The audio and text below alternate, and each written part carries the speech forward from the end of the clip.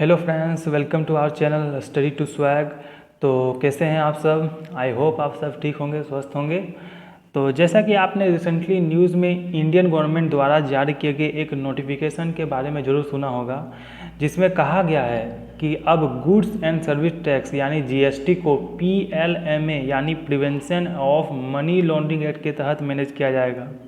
तो क्या है इसका डिटेल, सरकार ने क्यों ये कदम उठाया है और सरकार के इस फैसले से कैसे टैक्स चोरी को कम किया जा सकेगा, तो इन्हीं बातों पर आज हम डिस्कस करने वाले हैं। तो चलिए शुरू करते हैं आज का यह वीडियो। दोस्तों, इस न्यूज़ को अच्छे से समझने के लिए सबसे पहले हमें जीएसटी और उसके फंक्शनिंग के बारे में थोड़ी बहुत जानकारी लेनी पड़ेगी। जीएसटी यानी गुड्स एंड सर्विस टैक्स भारतीय गवर्नमेंट द्वारा इंट्रोड्यूस किया गया एक इनडायरेक्ट टैक्स का एग्जाम्पल है, जिसको 1 जुलाई 2017 में लागू किया गया था। यह वैट यानी वैल्यू एडिड टैक्स पर आधारित एक टैक्स कलेक्शन मैकेनिज्म पर काम करता है, जिसको कैस्केडिंग इफेक्ट यानी टैक्स पर लगने वाले टैक्स को समाप्त करने के उद्देश्य से प्रयोग में लाया जाता है।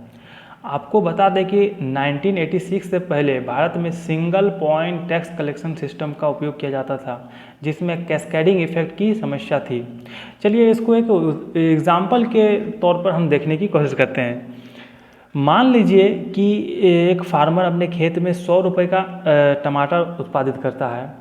जब वह बाज़ार में इसे बेचने गया तो सरकार ने इस उत्पादन पर 10% सेल्स टैक्स लगाया। तो अब वह फार्मर इस टमाटर को 110 रुपये में बेचेगा। मान लीजिए कि कमल ने, एक व्यक्ति कोई है, कमल ने 110 रुपये में इस टमाटर को खरीद लिया और उसने अपनी फैक्ट्री में इस टमाटर से केचप का प्रोडक्शन किया। और अब उसने एक प्रोडक्शन करने के बाद वैल्यू में जो एडिशन किया वो 50 रुपीज़ की मान लेते हैं, उसने वैल्यू एडिशन की। तो अब वह सामान हो गई 110 + 50 यानी 160 रुपये की। पर जब प्रोडक्शन में लगने वाला टैक्स यानी एक्साइज ड्यूटी वह सरकार को देने गया, तो वह 160 रुपये पर टैक्स न देकर 150 रुपये पर ही टैक्स देगा। यानी इस हिसाब से कि एक्साइज ड्यूटी अगर 10% हो तो टोटल टैक्स उसे 150 का 10% यानी 15 रुपये ही देना पड़ेगा। पर वह टमाटर खरीदते समय ही 10 रुपये तो ऑलरेडी टैक्स पे कर चुका था, पहले ही हम देख चुके हैं। तो इसलिए अब वह सरकार को टैक्स जो है वह 15 में ना देकर 15 में 10 घटा देंगे, तो 5 रुपये का ही टैक्स वह पे करेगा। तो यह होता है वैट सिस्टम, यानी जो उसका वैल्यू हुआ, जो उसने वैल्यू ऐड की, 50 रुपये की वैल्यू ऐड की टमाटर में प्रोडक्शन करने के बाद, तो उसी वैल्यू पर उसको टैक्स देना पड़ा। तो ये होता है वैट सिस्टम।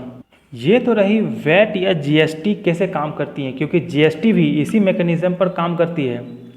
अब हम देखते हैं कि किस प्रकार लोग जीएसटी में टैक्स चोरी कर लेते हैं।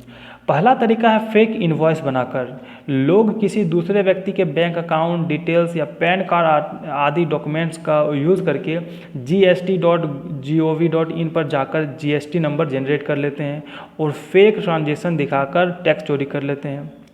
2017 में जब जीएसटी लागू किया गया था, तो उस समय से लेकर 2020 तक लगभग 70,000 करोड़ रुपए का टैक्स चोरी के मामले सामने आए थे, जिनमें से केवल 34,000 करोड़ ही रिकवरी किए जा चुके हैं।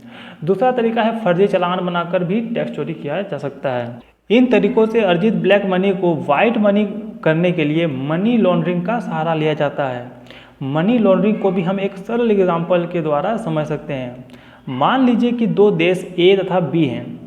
देश ए में किसी व्यक्ति ने 5 करोड़ रुपए का ब्लैक मनी को वाइट में बदलना चाहा, तो अब वह देश ए में ही उन लोगों के पास जाएगा जो ब्लैक मनी को वाइट मनी में बदलने का काम करते हैं, और वो वहाँ जाकर उन लोगों को 5 करोड़ रुपए दे देगा और किसी दूसरे कंट्री, जो हम माने हैं बी, उस कंट्री के करेंसी में उस 5 करोड़ के बदले उस देश का करेंसी जनरेट करवा लेगा।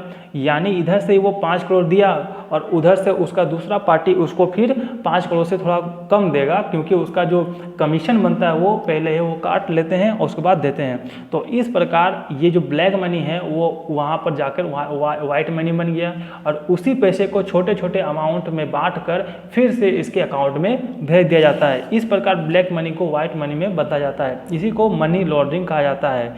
इसलिए सरकार GSTN यानी GST नेटवर्क को prevention of money laundering act के अंतर्गत लाना चाह रही है, ताकि टैक्स चोरी करने वालों पर कड़ी एवं त्वरित कार्रवाई की जा सके।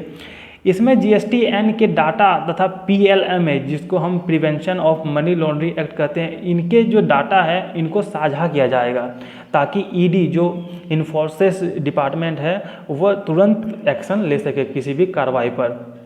साथ ही GST नेटवर्क यानी GSTN जियो कोडिंग की सुविधा भी अपने राज्य में लागू करने वाली है। इसके अंतर्गत जब कोई कंपनी अपना रजिस्ट्रेशन gst.gov.in में कराती है तो उसके द्वारा दिए जाने वाले लोकेशन को अब कोऑर्डिनेट में एक्यूरेटली निकाला जा सकेगा, ताकि कुछ गड़बड़ी पाए जाने पर सरकार तुरंत ट्रैक कर सके। इसको भी एक एग्जाम्पल को लेकर हम समझने की कोशिश करते हैं। मान लीजिए कि किसी कंपनी मान के चलिए X ने अपना रजिस्ट्रेशन कराते समय location D2 block near Nehru park new Delhi mention किया। अब यदि सरकार को उस कंपनी पर कुछ संदेह हुआ या उसके खिलाफ कुछ गैरकानूनी फर्जीवाड़ा होने की सूचना मिली तो दिल्ली में उस एरिया तक तो आसानी से वो पहुंच सकती है इन्फोसिस ग्रुप, लेकिन एग्जैक्ट प्लेस पर पहुंचने के लिए उन्हें आसपास के इलाकों में कुछ छानबीन करनी पड़ेगी, कुछ पूछताछ करनी पड़ेगी, जिसमें थोड़ा सा टाइम जाया होगा या टाइम वेस्ट होगा। और यदि जियो कोडिंग की सुविधा होगी तो कार्रवाई बल तुरंत एग्जैक्ट स्थान पर, क्योंकि वहाँ तो लॉन्गिट्यूड और लैटिट्यूड का जो कोऑर्डिनेट हो दिया रहता है, तो डायरेक्ट जो इन्फोसिस डिपार्टमेंट है, इन्फोसिस ग्रुप है, वो उस स्थान पर पहुँच सकेगी। इसलिए यह नया जो अपडेट आया है वो काफ़ी सुविधाजनक रहने वाला है। तो आई होप आपके लिए यह वीडियो हेल्पफुल रहा होगा। तो मिलते हैं आपसे नेक्स्ट वीडियो में। धन्यवाद।